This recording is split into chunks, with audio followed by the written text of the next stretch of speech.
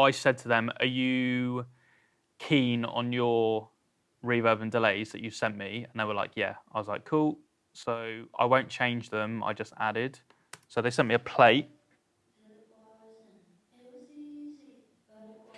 It feels more like a room reverb to me, but they said it was a plate. Slap.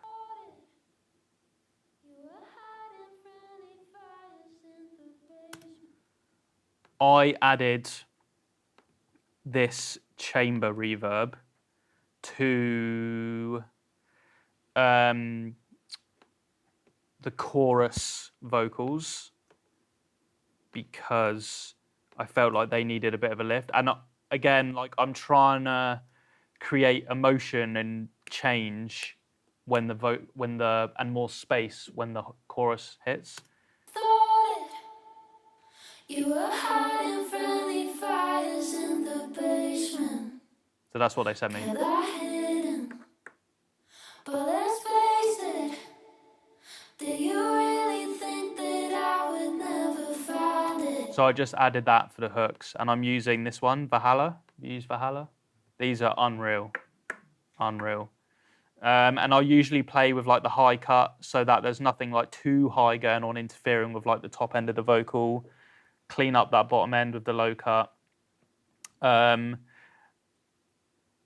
Yeah, and then I would have changed the decay time as well, just to however much. But I'll do that like in the mix rather than like, you know.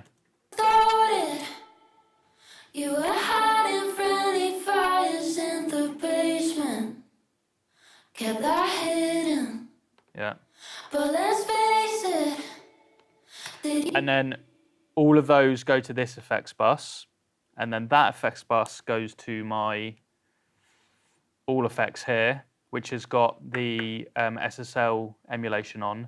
And then I have this here as well, just an EQ, that sometimes I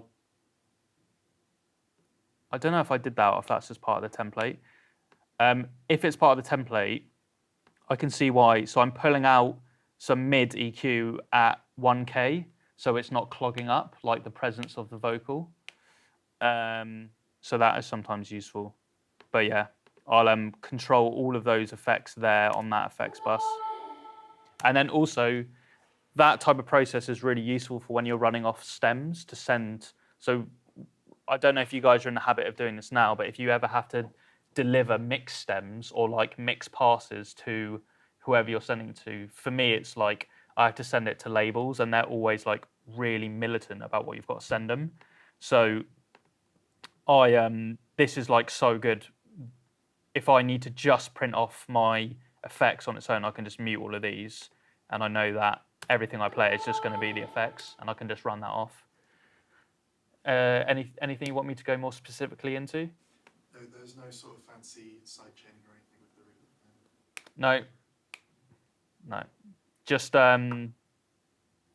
uncomplicated. Sometimes I will, more with a delay than a reverb, sidechain a vocal so that like if the delay is underneath it, the delay will jump up when the vocal comes out of the mix so that you get more of a kind of like bounce in the delay. I don't often do that with reverbs. I know a lot of people who do. I'm not in the habit of doing it. Maybe I should try it though. I'm going to try it just because you asked.